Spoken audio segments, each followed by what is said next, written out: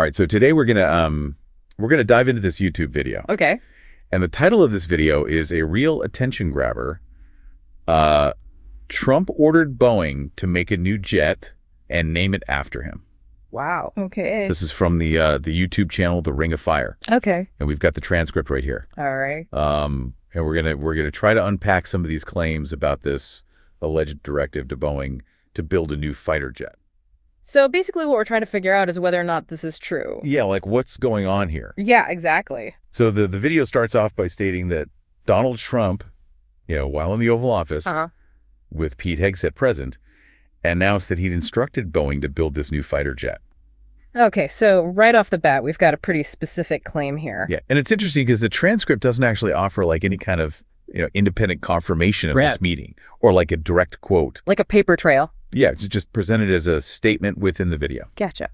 Okay, so what else does the video say? So then they go on to say that the name of this alleged aircraft is the F-47. S-47. Which they say is referencing Trump potentially being the 47th president. Okay, so if we think back to, names of other fighter jets like the F-15 Eagle, the F-35 Lightning II, these names typically reflect, characteristics of the aircraft. Right, or some kind of military theme. Exactly. It's not really, common to have a name that's politically motivated. So this F-47 thing is kind of out there. Yeah, it would be pretty unusual. And it gets even more interesting because the video claims that this F-47 would replace the F-22. Hold on, so they're saying this new jet would just skip over a bunch of numbers in the designation? That's what they're saying.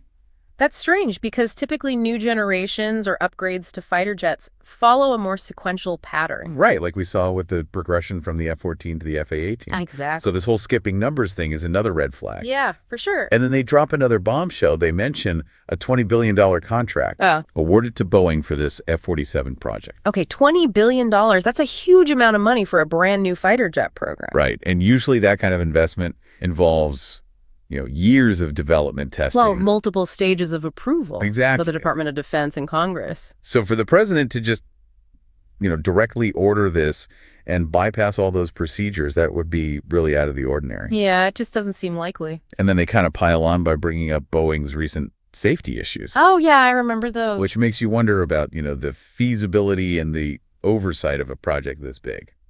Yeah, it definitely adds another layer of complexity to the whole thing. So according to the video, Trump apparently told reporters that the U.S. Air Force is moving forward with the world's first sixth-generation fighter jet. Sixth generation? Yeah, and he claims that nothing else is comparable.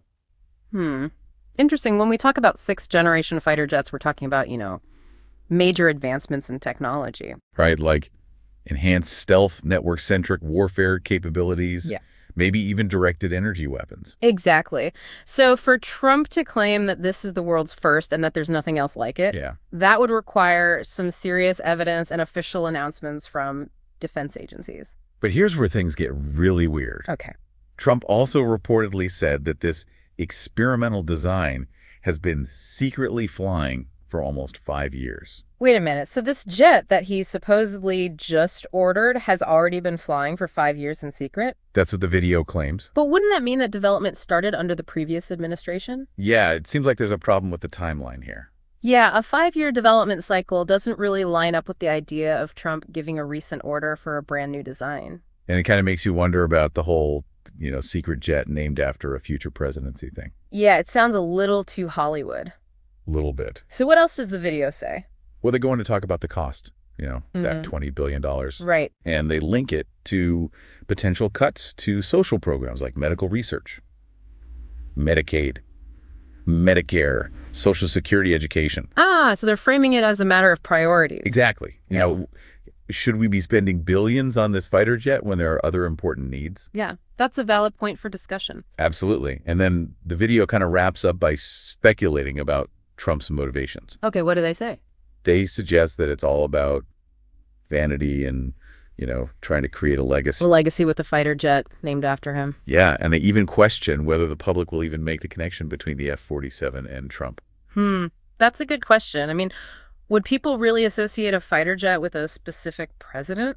It's hard to say. Yeah. So to sum it all up. Okay, let's recap. This YouTube video from The Ring of Fire claims that Trump ordered Boeing to build this new F-47 fighter jet. Right. Supposedly named after a future presidency. Yeah, and they say it's going to replace the F-22. All for the low, low price of $20 billion. Exactly.